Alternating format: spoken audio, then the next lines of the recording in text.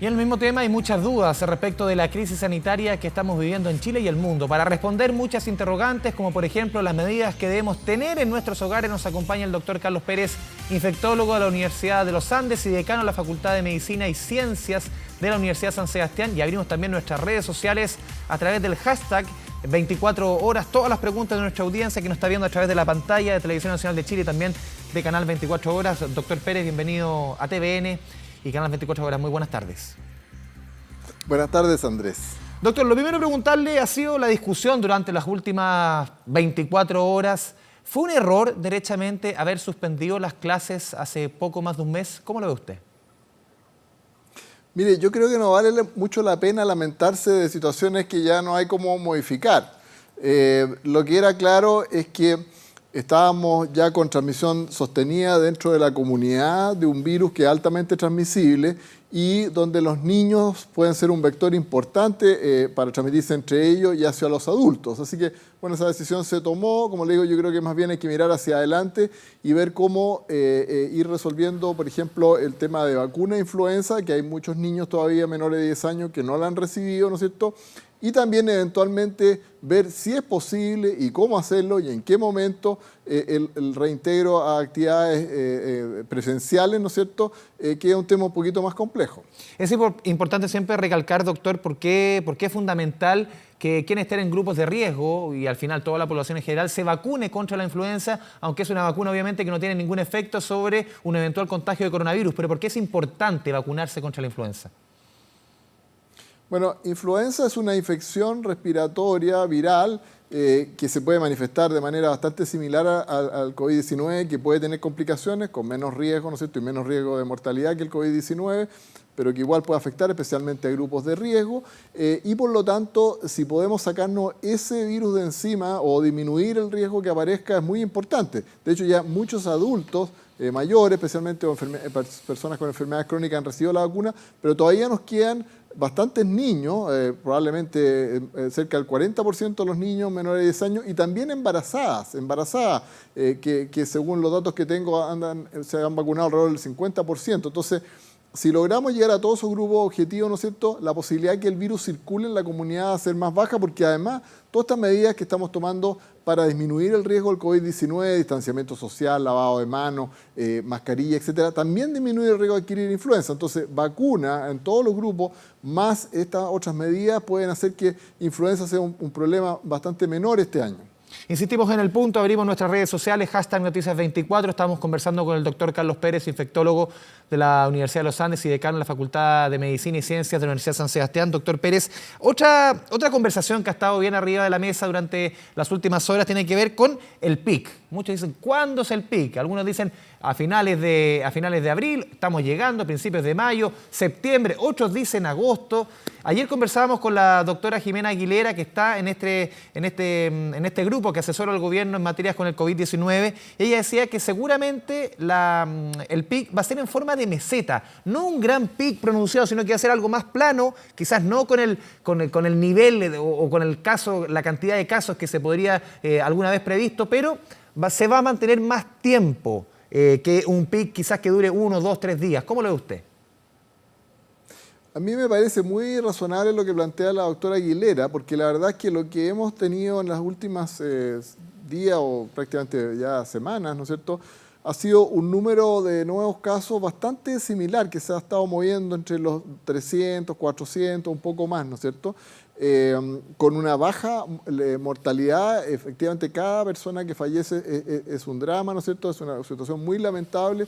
Pero si usted lo ve en el contexto general, la tasa de mortalidad que hemos tenido anda un poco más, es cerca del 1.4%, que es bastante baja, está en las más bajas del mundo, ¿no es cierto?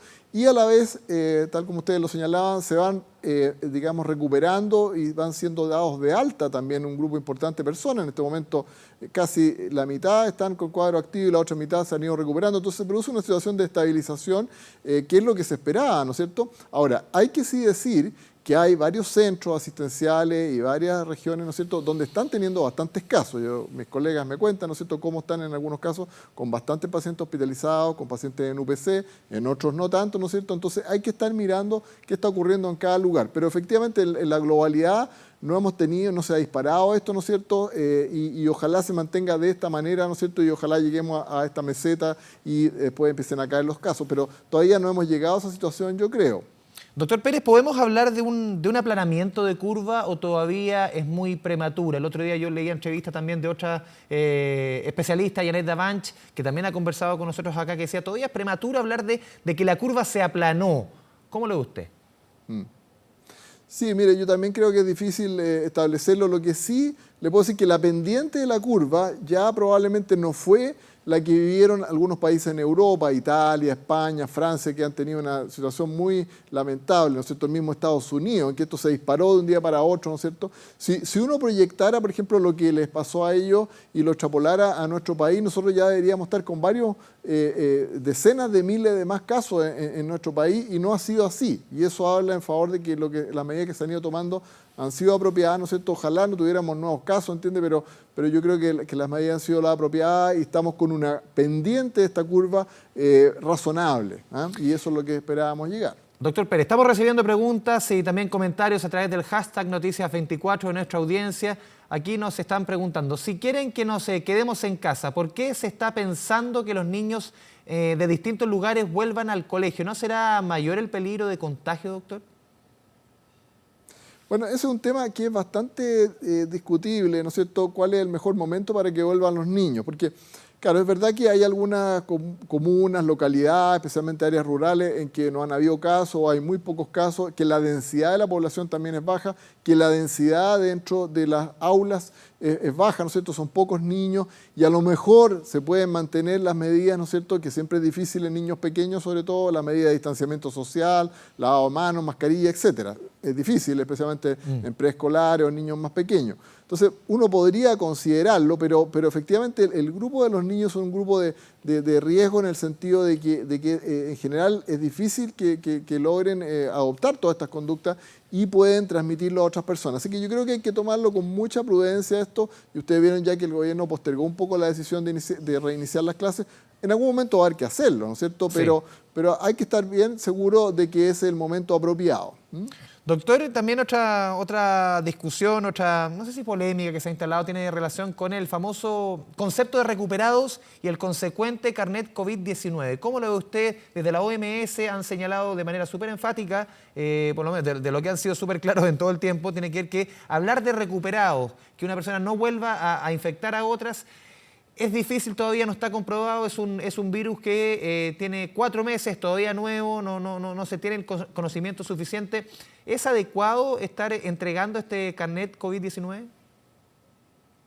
Mira, esa es una decisión que ha tomado el gobierno y que yo no voy a cuestionar, ¿no es cierto? Porque es una opción, hay diferentes opciones, aquí nadie tiene la verdad absoluta y esa es una opción razonable.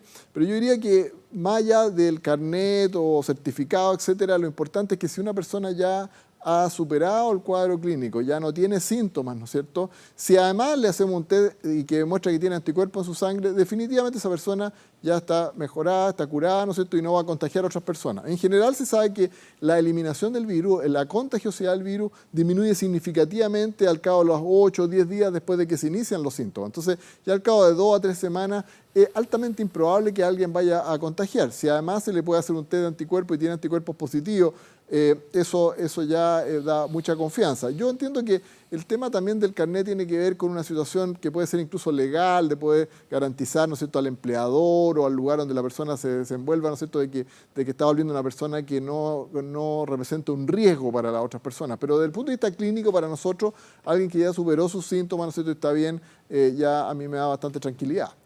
Doctor, tenemos más preguntas, comentarios que nos llegan a través del hashtag Noticias24. A ver, aquí nos preguntan, quisiera saber por qué el virus, que es de transmisión directa por la saliva de persona a persona, que dicen que no vuela, ¿cómo permanece tanto tiempo en la ropa, en las superficies, etcétera? Si no, bastaría solamente lavarse las manos, ¿y por qué lo otro? Muchas gracias, dice. No, mire, la explicación es bien simple. Cuando nosotros hablamos, cuando tosemos, cuando estornudamos, salen pequeñas gotitas microscópicas de saliva que pueden contener el virus. Y esas pueden quedar depositadas en superficies inanimadas alrededor nuestro. Desde luego nuestra ropa, pero también otras superficies, ¿no es cierto? Y pueden permanecer por horas, incluso días en algunos casos.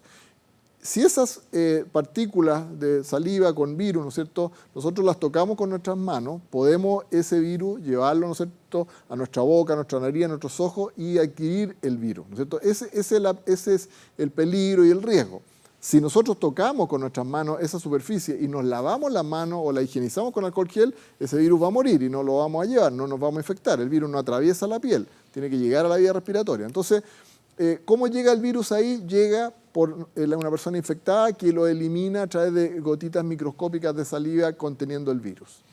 Doctor Carlos Pérez, el concepto de nueva normalidad, ¿a usted le hace sentido cuando hemos estado varias semanas hablando del quédate en casa, tomar las medidas, las mayores precauciones al momento de no solamente de ir al trabajo, de todo el que hacer en el día a día?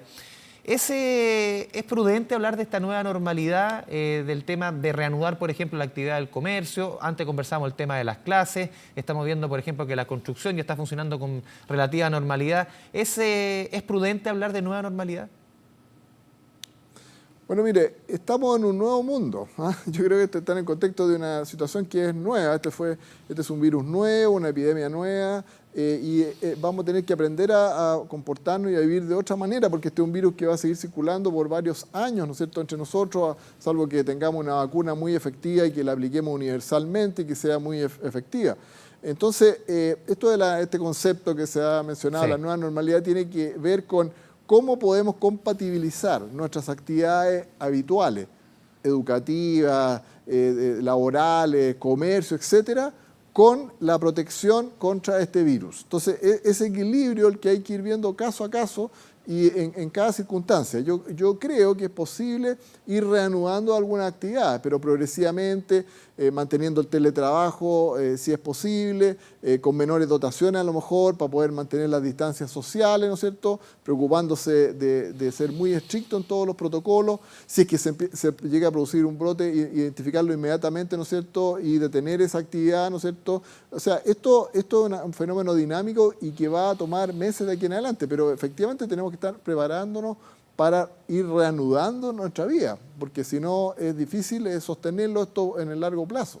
Estamos conversando con el doctor Carlos Pérez, infectólogo de la Universidad de los Andes y decano de la Facultad de Medicina y Ciencias de la Universidad de San Sebastián. Tenemos otra pregunta que nos llega a través de nuestras redes sociales. Doctor, ¿cuánto tiempo demoran en aparecer los síntomas del COVID-19? Bueno, esto es lo que se conoce como periodo de incubación y se refiere desde el momento en que la persona adquiere el virus hasta el momento en que desarrolla síntomas. Ese periodo es variable, fluctúa entre incluso un día hasta 14 días, la mayoría de las personas entre los 5 o 6 días de que toman contacto con el virus van a desarrollar síntomas. Ese es el periodo de incubación. Hay otra pregunta, doctor, nos siguen llegando muchas preguntas, comentarios de parte de nuestra audiencia. A ver, nunca se ha dicho, ¿permanece el COVID-19 en el pelo, doctor? En supermercados manipuladores no usan muchas veces el gorro, en la pregunta que nos deja Patricio Quintana. Claro, mire, puede permanecer en cualquier superficie inanimada, ¿no es cierto? Bueno, el pelo no es exactamente inanimado porque tiene cierta vida, pero en el fondo puede permanecer sobre el cabello.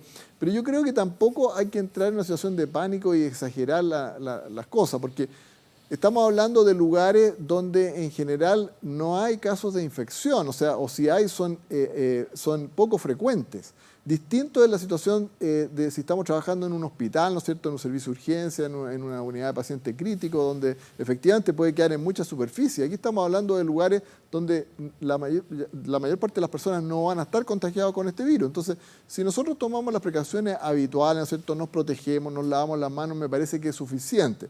Me parece que también sería una exageración exigirle a todos los operarios y a los funcionarios, por ejemplo, del comercio que está abierto, que se vistieran igual que un personal de salud que está atendiendo pacientes en una unidad de paciente crítico. Seguimos revisando preguntas, comentarios en hashtag Noticias24, las redes sociales de Canal 24 Horas y de TVN. Aquí nos pregunta Luis Martínez, doctor. Buenas tardes, primero que todo, ¿está comprobado que al sanar después de tener COVID-19 se genera inmunidad? Lo que conversábamos antes. Sí, eso es una pregunta recurrente y natural y que nosotros mismos los médicos nos estamos haciendo y por ello hay estudios en marcha en ese momento, pero lo que sabemos es que este virus despierta una respuesta de anticuerpos, ¿no es cierto? Y esto, al igual que otras infecciones virales, protege contra una nueva exposición contra el virus. Si es una protección de por vida o dura un tiempo, eso todavía no lo sabemos y está en estudio.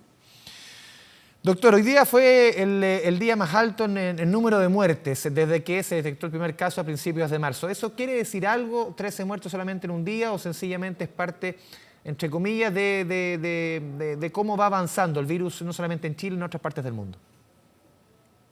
Bueno, mire, este virus tiene la capacidad de producir cuadros graves y fallecimiento. En el mundo, el porcentaje de mortalidad fluctúa entre el 2, 4, 5%. Nosotros, como decía anteriormente, estamos con tasas más bajas, así que es esperable si hay 5.000, 6.000 personas en este momento infectadas, que algunas de ellas puedan tener un desafortunado desenlace fatal, pero está dentro de la posibilidad. Y lo que también se ha conocido, ¿no es cierto? Y yo no tengo los datos exactos porque está de por medio de la confidencialidad de la información de los pacientes, pero sabemos que muchos de estos casos ni siquiera se le ha llegado a conectar a respirador porque son personas a veces postradas con enfermedades avanzadas o que han decidido ellos o en conjunto con su familia no ir a medidas más invasivas. Así que de las personas sí que llegaron a estar en estado crítico, conectadas a ventilación mecánica y han fallecido, son todavía menos que esa cifra, digamos, pero cualquier número es algo que no quisiéramos ver. Ahora, yo no quiero llevarlo a otros lugares, pero recuerde que en algunos momentos en España, en Francia, etcétera, se estaban falleciendo más de 1.000 personas diarias. Y eso sí que es una situación dramática. Nosotros todavía es una situación contenida y ojalá que sean cada día menos. Nos siguen llegando preguntas, doctor. Hashtag Noticias 24. Revisamos la que viene a continuación. Países como, usted lo mencionaba, países como España e Italia aplicaron cuarentena total y aún así no lograron bajar los contagios. ¿En Chile podrá bajar solo con cuarentenas parciales? Mire, lo que ocurrió en Italia y España, desafortunadamente, fue que estas medidas se aplicaron tardíamente. Se aplicaron medidas que se llaman de mitigación, que es cuando ya la situación está un poquito desbordada y por lo tanto a esa altura es bien difícil llegar a controlarlo en el corto plazo. Actualmente ya están logrando el control, pero me parece que fueron un poco tardías las medidas, lo mismo que en Estados Unidos. Yo creo que nosotros las aplicamos más tempranamente, otros países también han sido muy exitosos, ¿no es cierto? Así que todo depende del momento, porque cuando ya la cantidad de casos es muy alta, ¿no es cierto? Y las personas que se han ido contagiando son muchas y están distribuyendo el virus, aunque uno aplique la medida ya es poco lo que puede lograr en el corto plazo. Revisamos otras preguntas que nos llegan. Estamos conversando con el doctor Carlos Pérez, infectólogo de la Universidad de los Andes, también de la Universidad San Sebastián. Aquí nos preguntan, doctor, ¿las altas temperaturas de abril ayudan? Me imagino que es a frenar la propagación del virus. ¿Significan algo que la temperatura sea, por ejemplo, como los últimos días, 28, 29, 30 grados? No, no significa mucho la verdad, porque el virus no es un virus que anda en el ambiente, ¿no es cierto? Y que va a depender de las condiciones ambientales si se transmite o no, depende de la transmisión persona a persona. Yo puedo adquirir este virus en ambientes cálidos, en ambientes fríos, en cualquier circunstancia si tengo contacto con un infectado. Así que no hay mucha diferencia, me parece a mí, desde el punto de vista de la temperatura ambiente y el riesgo de adquirir el virus. Son muchas dudas que nos van llegando y le agradecemos obviamente el tiempo al doctor Carlos Pérez para disponer de respuestas que son necesarias justamente cuando la información es tan indispensable en estos días. ¿Es recomendable, doctor, dejar los zapatos fuera de la casa, nos preguntan? Bueno, esa es una pregunta también que recibimos con frecuencia, los zapatos, la ropa, etcétera. Yo diría que depende de la situación, o sea, si se trata de una persona que ha estado expuesta al virus, por ejemplo, trabajador de salud, a lo mejor hay que tomar medidas adicionales. De hecho, muchos de nosotros, si vamos a ver estos pacientes, incluso nos cambiamos la ropa al salir del hospital, de la clínica, ¿no es cierto?, para no llevarlo dentro de nuestra ropa, y eso podría incluir el calzado también. Para el resto de las personas, que no va a lugares donde hay altas concentraciones de personas con infección, me parece que no es indispensable. Sí me parece necesario utilizar la mascarilla y lavado de manos, insisto, frecuente, muy frecuente, y por supuesto consultar ante cualquier síntoma para detectarlo precozmente y, digamos, aislarse y también llevar a cuarentena a todos los contactos. Doctor, nos siguen llegando consultas, llegan muchas a través de las redes sociales. A ver, aquí nos está preguntando Félix, si no alcanzo a leer. A ver, ayer falleció un joven de 26 años por COVID sin antecedentes de enfermedades, de acuerdo a la información que se ha difundido. ¿Cómo puede pasar esto? Bueno, mire, eso puede pasar, por supuesto. Sí, cuando uno habla de estadística, ¿no es cierto?, habla de que la mayoría de las personas que se complican y pueden fallecer son adultos mayores o personas con enfermedades crónicas. Pero eso no quiere decir que ocasionalmente alguna persona previamente sana, sin ningún antecedente, pueda complicarse y fallecer. Eso pasa para cualquier otra enfermedad infecciosa. Ahora, uno siempre desconoce los detalles porque a veces hay algunas enfermedades que no hayan sido diagnosticadas y que pueden haber explicado esta mayor susceptibilidad, pero incluso en una persona sana puede haber ocurrido. De los antecedentes que he conocido a través de la prensa, ¿no es cierto?, a través de este desafortunado caso de este joven, entiendo que tuvo una complicación adicional y es que el virus llegó a producir un compromiso del sistema nervioso central, una encefalitis, que es una situación sumamente grave y que tiene un muy mal pronóstico. Así que eso aparentemente fue finalmente lo que llevó al fallecimiento desafortunado en este caso. Ahora, para tranquilidad del resto de los jóvenes, ¿no es cierto?, la mayoría siguen estando en una situación de bajo riesgo. La idea, ojalá no infectarse, ¿entiende? Pero si se infectan, probablemente van a tener un cuadro benigno que van a poder llevar en sus casas. Doctor Carlos Pérez, infectólogo de la Universidad de los Andes y también de la Universidad San Sebastián, muchas gracias por esta conversación con TVN y Canal 24 Horas. Muy buenas tardes. Buenas tardes, Andrés.